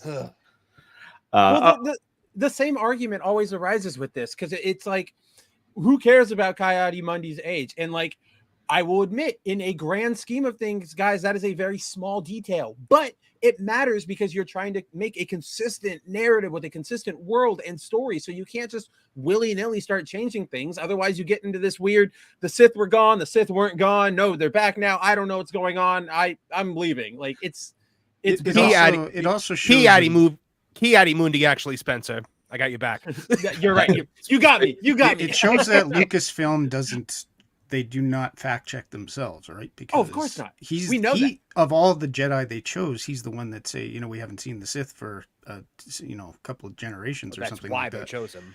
Yeah, and it's what? 100%, yeah. So you're telling me he was lying, or he's inept, or this is the other. You're right about the Sith thing. That's a good point, Dave. And the other thing that I'll add here is there's no person at Lucasfilm. The Sith just asked him to not tell. Remember what Obi-Wan told Leia at the very end of Obi-Wan? Just don't tell anybody I'm here. Yeah, well, all of a sudden, he becomes the secret. Literally, and we know from this last episode that this guy called himself a Sith to a Jedi. So unless everyone dies, which they don't die, so, spoiler alert for Acolyte episode 5, people are going to be, it looks like they're going to be making it back here. There's going to be records to say that there was a Sith on the planet, or some guy who said he was a Sith on the planet. We can mince words about it all day, which is what's going to happen online anyways. Well, I have theories about what's going to happen on that. I'm going to save them for shows that pertain to the Acolyte specifically. But yeah, I think there's a way that you save that, and I think that's the way that they're going. Jedi Survivor DLC, of course. When did Disney become the old librarian in the Jedi Temple from episode 2? Where it's like, if it is not on our Wikipedia, then it does not exist. Oh my god, that is such a good point. I like that comparison a lot. That's perfect. But there needs to be someone, a representative, somebody to be that voice out in the crowd that says, hey, I'm your friendly face over here at Lucasfilm. I'm your liaison to the lore. Let me talk about this. Instead, they leave it to snipey comments from people who we probably don't need to mention in this video due to past interactions, or these fan sites that are willing to speak on their behalf in ways that I think are completely inappropriate for, I'm going to say it, even though I love Star Wars, or loved, past tense, is corporate product. It is. Oh, yeah, of course it is. Let's talk about this guy, though, right here. In a response to the quote post, the organization appeared to put blame on YouTuber Star Wars Theory and his followers. The account posted, sad thing is, it's not the first time people have told our editors that they hope that they are no longer existing. Large accounts have a responsibility to support to build a supportive environment where death threats are not welcome. Ex-user Ash Rendar, interesting of all the accounts that would say this, accused Star Wars Theory of sending his viewers to send unkind words in a now deleted post. She wrote, hey, Star Wars Theory, these are your people sending these messages. Time to rein them in, condemn what they are doing, time to put your money where your mouth is, and back up your be respectful spiel you always say. She added, and don't use your I don't control my community excuse. Culture? What do you want to throw any interesting details here about this? Well, this account no longer exists. This person no longer exists. The tweets no longer exist. Everything tied to this doesn't exist. My spot on this show if I comment on this. Yes. The person involved in this, it was not ever this person. The pictures and videos and other things that they represented themselves with, they were not them. Yeah. Did I do it as safe as possible? I think that's the safest way to do it. And Star Wars Theory responded, but here's the thing we want to get to. Ex-user Pete Fletzer responded to this writing. It's time that Theory uses his platform, his reach, and his influence to denounce threats and attacks with the largest voice in the Star Wars community, simply casually covering his own self. Remember, be respectful. Doesn't count it. Silence isn't an endorsement. I wonder that's if more of a disclaimer than they ever give. Yes. Because the people that have been saying things to Theory, the Master of the TDS put together a whole compilation of the things that people have been saying about him and the fan base as a there it is. General, right there. Yeah. Yep. Right here it's it insane. is. Master of the TDS, and by the way, TDS does fantastic work covering Boss and all of his fan engagement. I have so much respect for what he's doing over there. The next time someone tells you that you are a toxic Star Wars fan, just remember the kind of people you are dealing with. These are those kind of messages being quote tweeted here over and over and over again. Wikipedia with with the multicolored progress flag overlay on their logo here, clearly making a political stance that has nothing to do with Star Wars here. And I'm not going to read all of the things that are on here, but they're pretty bad. I'll say that. The receipts unlike the other group, right? So. He certainly does. And so far, we haven't seen anything from them except a little bit of retreat. Now, this guy right here, Jordan DeVries, stood with Wikipedia, posting on X as a lifelong Star Wars fan that finally got to work on a little corner of it. He's referring to Jedi Survivor here. Wikipedia has been an incredible volunteer resource. Solidarity with the editors here. Hate has no place in the Star Wars fandom. He's standing with Wikipedia, despite having the only truly successful Star Wars product of the last few years here. Jordan DeVries is setting his is making sure everybody knows where his allegiances lie. Those can I make a comment about that statement? I'm frankly very tired of that being weaponized, that statement, because what it really is saying is that if your opinion isn't my opinion, you're not welcome here. It's actually the opposite. It's like a double negative statement, and I'm really tired of hearing that statement. To be, can I make a statement after you? I think we the only hate that is being spewed is coming from that direction. It's like you see in Demion's thumbnails when it's like they hate you. It's because they do, and the Acolyte is nothing but just mean-spirited attacks at people. And the Cal Kestis games, they were my oasis in the muck that was Disney Star Wars. I love those games. I don't want to see the people working on it now diving into this, but of course they probably have to, because I'm sure Lucasfilm is making these mandates to people that they have to come out, defend the Acolyte, do the whole like hate has no place in Star Wars, because it happens with everything they release. It's the shield that they put around themselves. And don't be surprised that the next game they launch, that's like one of the title screens that comes up. Hate has no place. Don't be surprised whatsoever if that's what it's so distracting. It's so distracting. When you want to escape the world, they want to bring you back into it. Nolan, you were going to say something there. Oh, sorry, go. Yes. In regards to all this, we live in thankfully a country right now where no matter what house you live in, for the most part, you can raise whatever flag of whatever you connect with, because you are your own person, your own choices. You have the freedom to do that. What is really frustrating is when people take a corporate product and decide to implement basically ammunition to attack people. And it's not just like something like, say, you're having like a zombie movie where it's like, or better yet, a serial killer movie, where pretty much most people are in agreement that that kind of thing is wrong. So you can make something based off of a real world true crime scenario.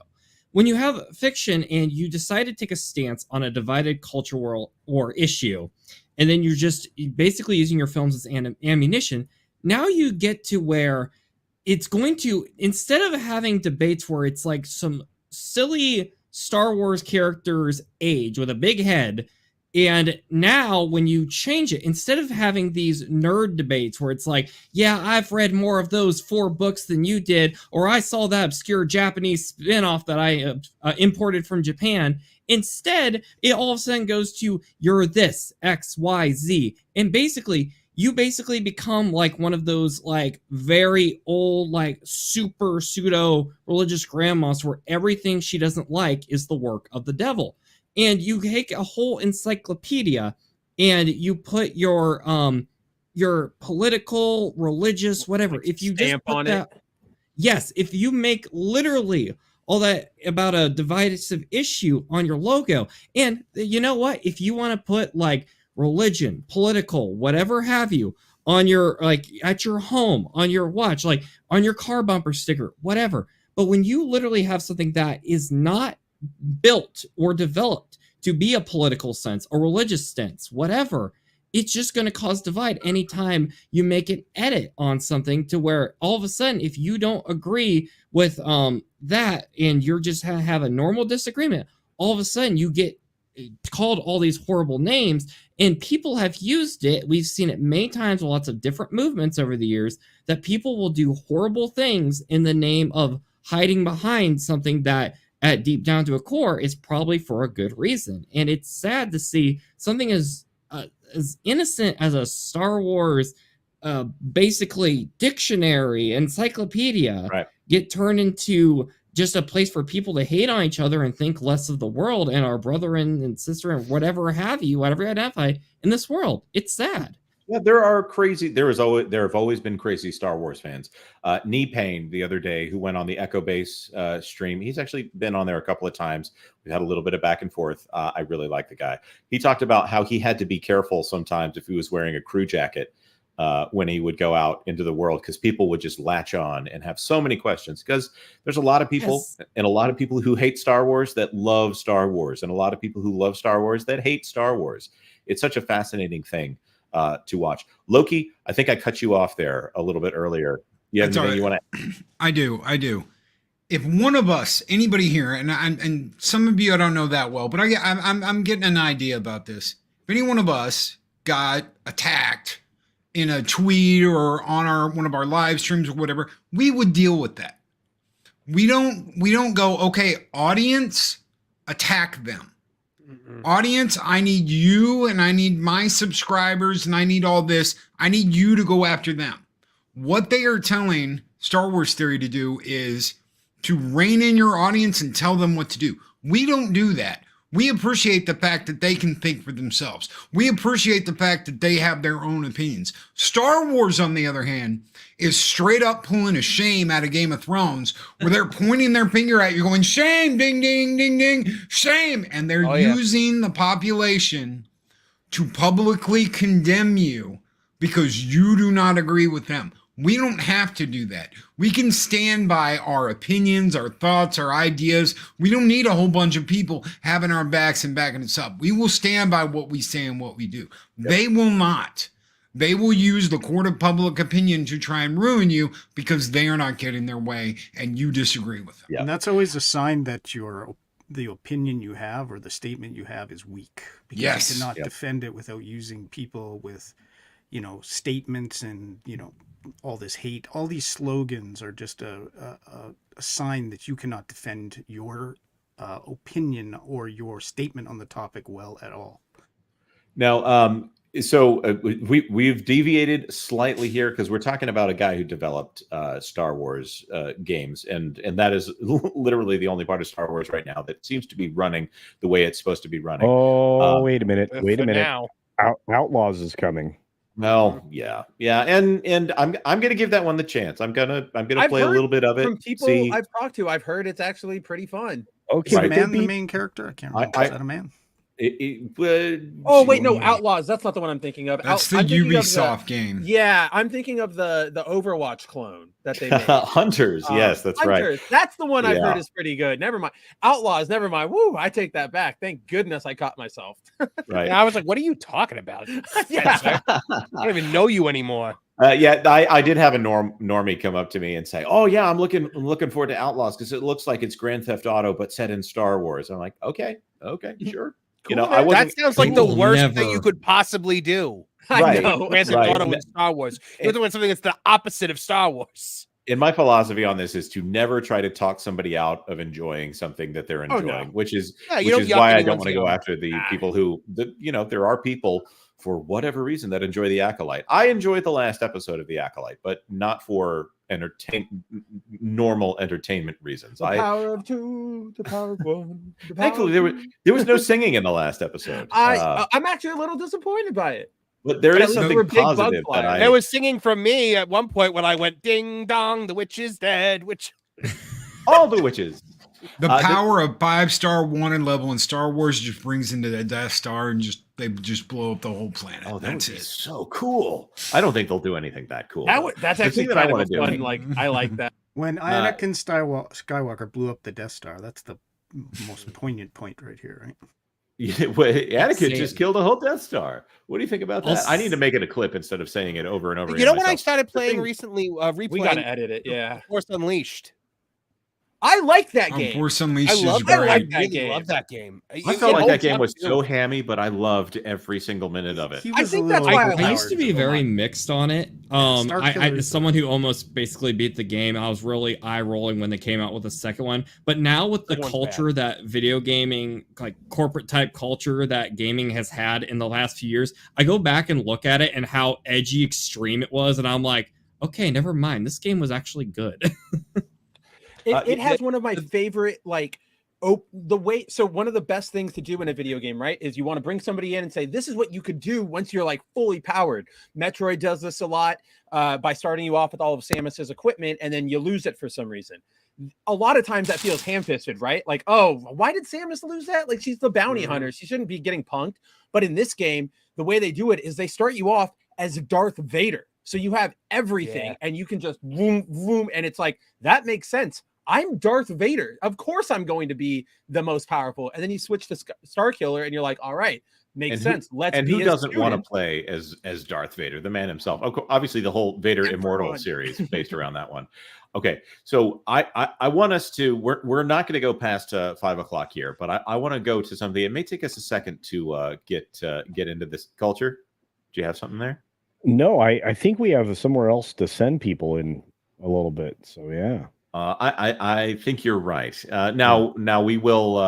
I got to get something running on the back end here before we do that. But there was an event. If we had all of the resources in the world, we would have gotten this channel going a week ago, and we would have done a kickoff that was specifically centered on one of the biggest companies in the video game business, the greatest developer that has ever existed in the video game space.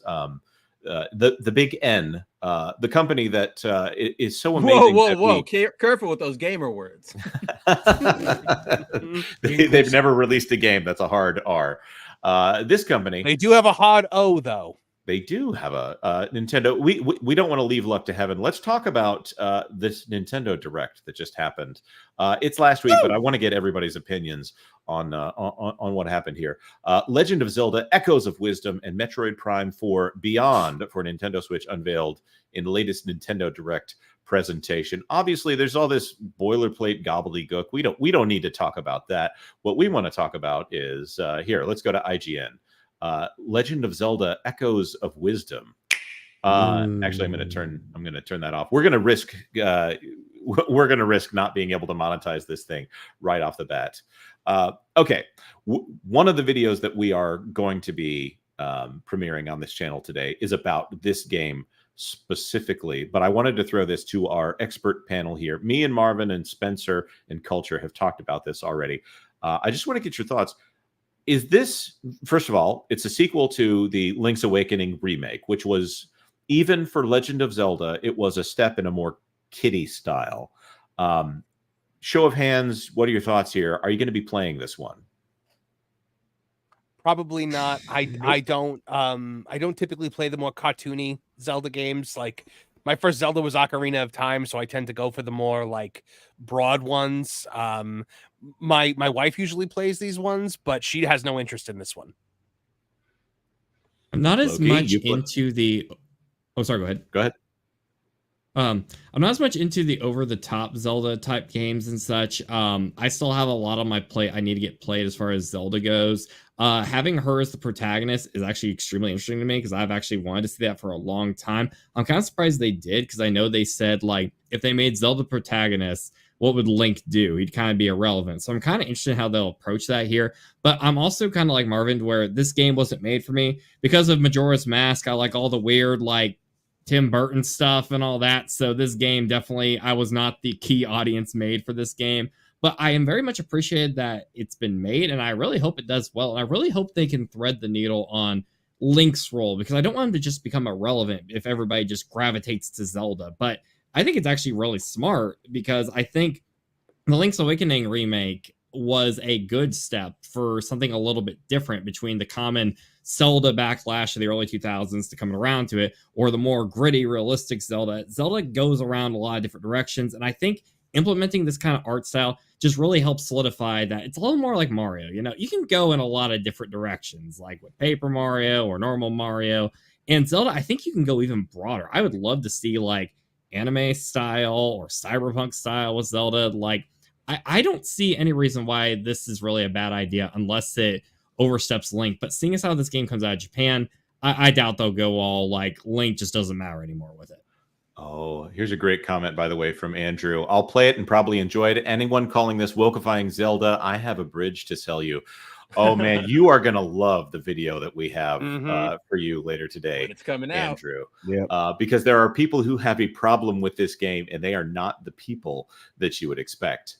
I did play. Yes. I played all the way through Link's Awakening. I'm in a weird spot right now. I have 4 kids, and so when I play video games, I have to be considerate of what I put on screen. So Right. you'd be surprised how many games that you think don't have cuss words in them that will have like a random guy that fights you that all of a sudden is dropping an F-bomb in the middle of like Arkham City. Even as a like I am an adult, like I don't have kids or anything, but even I'm noticing like that every year I notice like, oh, we're just getting more and more loose like with what words we can use. All right, then like go ahead. I guess the kids are all swearing to high heaven nowadays.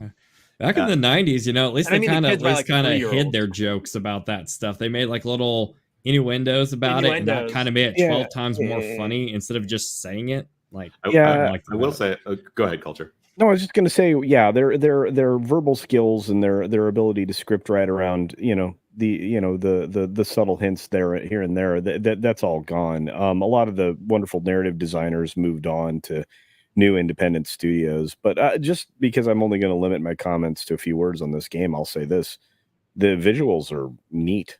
I think they work well. I like it. I like the fact that I don't know if they'll do this in this version, but in the Link's Awakening HD one, they had a vignette style where it actually kind of got a little fuzzier on the rims of the image there. It was like that. Yeah, there were a lot of. Nintendo is always willing to make an artistic decision above a next level graphics decision, and that's something I've appreciated about them. Yeah, like the old story is that when Gunpei Yokoi made the Game Boy, what is it called, DMG, the dot matrix game. I forget what the actual thing that they started joking around about what it actually was, but they basically called it a garbage device, and nobody wanted to work on it. That being said, the Game Boy deserves its spot as one of the greatest consoles of all time because they took underpowered equipment and then overperformed on content. And that's the whole thing with Nintendo is they seem to take a philosophy of making good games first and then considering the graphics later. I don't think I'll get much of a pushback because Nintendo has such a great history here. But hey, Josh Hammond, Jonah said Arkham City, you're in my wheelhouse. I'm going to say Arkham City, the best of the Batman Arkham games, especially now that Suicide Squad is. That's not a hot take. Yeah, that is not the hottest take. Yeah, but Arkham Nightwing. Arkham Knight. Not like your Final Fantasy VI debacle. I see no debacle. I just see the greatest forum thread of all time. I haven't made my point well enough. But here we go.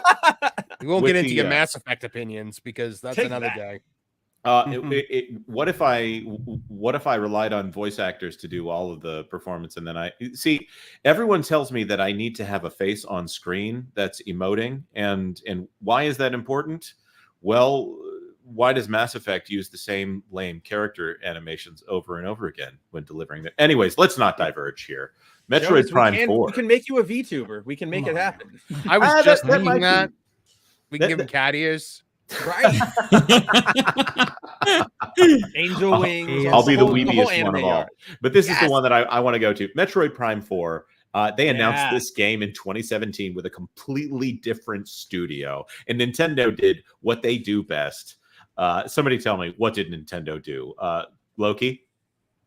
I have no idea what they did it themselves. Oh. They trashed the game. Yeah. Oh, of course. Not good enough. Yeah, they came in, they said, oh, no. We're taking this back. Get out of here. Yeah, they said they upset the tea table, and then they sent it to the original studio, Retro Studios. Now, I'm not going to say that Retro is the same studio that it was when the original Metroid Prime games were being made. It is very different. I heard somebody compare the original Metroid Prime to Halo, the Halo of the GameCube era. In fact, it's one of the few times that I've ever seen a Nintendo disc be put down on the counter at a used game store, and they said, we're not going to buy any more copies of Metroid Prime. Wow. Because that's how popular this game was. Now, everybody didn't hold on to it, but this was like a mega hit for GameCube. And now there's been so few entries into Metroid since then. Obviously, Metroid Prime Dread came out of the blue a few years back, and that game is, I mean, it's awesome. It's hard, but it's awesome. And now we finally have, I don't want to say this is a playable, they could have literally just put this together as a cutscene, but we finally have footage of Metroid 4 Beyond, Metroid Prime 4 Beyond, sorry. Anybody have a thought on the, Nolan, you go first. Okay, so I definitely do not think that this is just going to be a cutscene thing, because they appear to be, because they've legitimately say, like, I was shocked that they even announced this game. I thought this was going to be a launch title for the Switch successor. It's the fact that they're showing this game and it's going to be coming out next year. I really feel, with all the work, all the years, all the money for these past few years that they've been dumping into Retro Studios, into this game, this has to be a gameplay build that we're seeing here, or pretty darn close to what the game's actually going to look like. Yeah. I am shocked that this is going to be a swan song game for the system. And if they're not going to Twilight Princess it, you know, and put it on both like the past system and the current system, I think this is going to be something special. You brought up Metroid Dread, to where it's one of the few times in history I've seen them do like a retro, or not retro, but a revival of a beloved series, a sequel people have been asking for over a decade at this point. And it actually lived up. It actually progressed. I will not go into any spoilers, but even as someone who hasn't played Dread personally, I will say that everything I've heard from the spoiler territory of that game, things progressed, and it was a tried and true sequel with loads of content. Most of these revivals, they come out and they're just lackluster. They rush them out the door. So I really think Metroid fans have been, quote unquote, eating good. And I think they're going to get a feast at the end of the Switch life cycle here. I am shocked that we got to see this game. And I think it's going to, I don't know if it'll make a sales impact, but I'll tell you, it's going to win the hearts of a lot of people. And sometimes brand recognition, that might be the bigger thing than the sales. I don't know. I think you're probably correct here. Now, this is one that it was brought up. This has a lot of drama attached to it. I'm sorry, what just happened? I'm excited. I'm so excited for this game. Mario. This is the highlight. Highlight. Yeah, he kind of just Mario and Luigi Superstar Saga. Obviously, whatever you want to call these games, it's the Mario and Luigi series. This is a little different, but it's still very much, you know, calling back to the artistic style of the 2D games. Brothership. They still haven't admitted what happened here. Nolan, I think you're actually probably, you know, everything that needs to be shared here. Can you briefly say what happened to the old studio and what the question is now? So basically, okay, so these guys, Mario and Luigi came around after the Alpha Dream made this game called Tomato Adventures, and then they made like one of the greatest games ever made on this beautiful earth called Mario and Luigi Superstar Saga. They made this amazing RPG series where it focused on a lot of comedies and aspect and unique aspects of the Mario series. Everyone loves the RPG elements, the story, the characters. They're funny, they're fun to play, and it was great. But then Alpha Dream kind of, I don't know if they bet the farm, but they made a huge mistake. They released Mario and Luigi Bowser's Inside Story, a remake of a beloved DS game, and one of, if not the most popular game in the series, on the 3DS when the Switch was already coming out. So the game, like, I was just talking here about my concerns with Metroid Prime 4, about how it's so late into a system, people might opt to, you know, wait for the next system, especially in this economy, to where they don't want to throw the money at a late game, instead wait for the big system of the holiday season.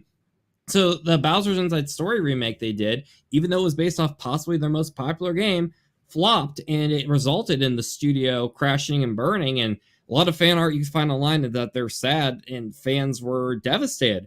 But from what I'm hearing is that while Nintendo has not revealed who is the studio behind this game, apparently Nintendo has a history of a lot of developers from old studios coming into Nintendo. I think in Japan they actually get some controversy about that. But apparently a lot of the Alpha Dream team is now working at Nintendo, and they are working on this game. So I guess we'll have to wait to know who the developer is, but there are going to be some of the veterans, I guess, involved on this project, which makes me a very happy camper. That trailer was phenomenal and the highlight of the show, in my opinion. Now, there's only one more game from this that I want to talk about. Obviously, Marvel vs. Capcom Fighting Collection, that's coming to Switch. But there's one more that I want to mention, and I wonder if Spencer has an opinion on this. Were you a fan of Dragon Quest? I absolutely was a fan of Dragon Quest. Dragon Quest 3 was one of that RPG probably defined so many of the things I love in video games, whether that be like selecting your, again, like having options like male, female, or just like dual protagonists or whatever. One of the things I love about Dragon Quest 3 is that your party members are all hireable, right? So they don't have stock appearances. You go and you get like the mage and he looks like a mage, or it's just a great game altogether. It's very basic if you try to play it nowadays, obviously, because it was made in like the 80s, but it is the chef's kiss. I love this game so much. So are you excited about the HD remake then? Yeah, I'm excited, but I'm also disappointed to a point. So I am excited because I think the HD 2D way of remaking these old games is the way to go. I'm a big fan of classic sprite work. I think there's so much artistry that gets lost when you translate that to 3D. And so like we've seen this with like Live Alive, Octopath Traveler, while not a remake, it does the same style. Oh, I love Octopath. Right. So like all of these, it looks great. I'm super excited for how it looks. The main thing that sort of bugs me about all of this, and I don't know if this is going to reflect on the product, but it is just sort of one of those things that bristles me wrong. As I think somebody noted this before, but do you guys know who provided the art direction for the Dragon Quest series? Was it Akira Toriyama? It was one Akira Toriyama, the creator of Dragon Ball. Now, what do you see wrong with this cover like image here? This isn't a Toriyama piece. Well, yes, it's not Goku, but it's also a painted piece by a different artist instead of Toriyama. Now, while that normally wouldn't be that big of an issue per se, the fact that he just passed away and now you're bringing out the, Dragon Quest 1, 2, and 3, which were the things that set off this aspect of his career, it just rubs me the wrong way that you're not using a Toriyama piece for your cover art, that you're not advertising this game with his work, because he made it and he just passed away. So, but aside from that little issue, I'm excited to play this. Yeah, that's Hopefully, a really maybe good it comes point. with reversible. It doesn't have that bright, shiny smile that you get from those characters. Like Chrono is obviously more of a smirk than a smile. It's in that DreamWorks, but it's still there. Yeah, back in the day. Obviously, the main character, the hero of Dragon Quest, I knew it as Dragon Warrior back in the day, and that save function always threw me off. But this art style makes me want to go back and play it. And for me, I've sworn off this game so many times trying to play Dragon Warrior for the NES. Sorry, Loki. Are you going to be getting this one? Version. Oh yes, I'll be getting this. So back in the day, there was a Super Nintendo compilation that had the first two games on it. So you had Dragon Quest 1 and 2, which were basically Dragon Warrior, but they were a redone version. They looked a lot better. They had better graphics than our original NES because they were on Super. So they were able to bump everything up. That game never came to the US. We never got a translated version of that. So again, that's one of those games where you're like, okay, I need to get a little patch in here, and I need to get the English translation going in the game so I can play it. I want all of these. They're games that we still haven't gotten in the US. I want every single one of these. I want them on Steam. I want them on Xbox. I want them on PS4. I want them on Switch. Bring them out everywhere. That way you get the widest net possible and the most sales, and you do more of these. This is what we want. We want more of these. It doesn't need to be a super complicated remake. Yeah, I like what they did with Rebirth and Remake and all that, but we want more of this. Give us more of this, and we will be happy old school camper gamers. And dun dun dun dun dun, we're loving it. So yes, I will definitely be getting that. Oh, that's so cool. We're about to be right up on the hour here, and I want to say thank you to everyone for being here. Space Dave is not a YouTuber, or at least not yet. Maybe he will be in the future. I want to say thank you to you, especially for all your help that you've given us on this channel so far. Do you have anything you want to throw in here before we wrap things up? Yeah, I'm looking forward to playing Metroid when the 5th park at Disney World opens. So, That's about how long they tend to take. I'm going to try so hard. I specifically skipped over Epic Mickey today because I didn't want to be like, oh, they're doing the Disney thing. Yeah. But you're totally right. Like now, especially when entertainment is in this weird, funky spot.